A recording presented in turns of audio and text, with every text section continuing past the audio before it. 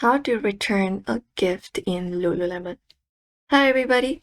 In today's video, we are providing you with step-by-step tutorial to return a gift from Lululemon, but the process is a little bit different from the normal return.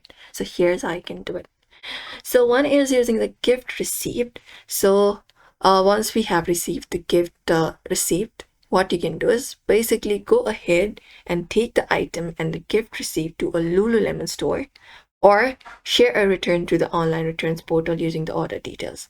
So go to their purchase history section, and you will be finding an option to start a return to the online returns. You can look out for that portal and basically go ahead and look out for return items, such kind of options, and you will usually receive the refund as a Lululemon gift card, not the original payment method. You will be getting it as a gift card like this.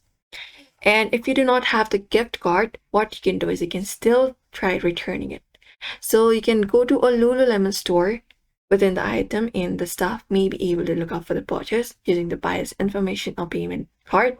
And if they find the order, they may offer store credit or an exchange.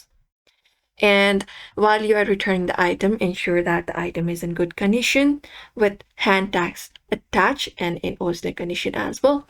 And most gifts will only be returned within 30-day window from the purchase or the delivery date. And if you plan to return it online, you can ask the person who gave you the gift for the order number and email used to purchase it, and that will make the return very much easier. And that's it. So that's it, everybody. We hope this information was helpful to you. That way you should be able to return a gift in Lululemon. So we hope this video was helpful. Give this video a like and subscribe for more.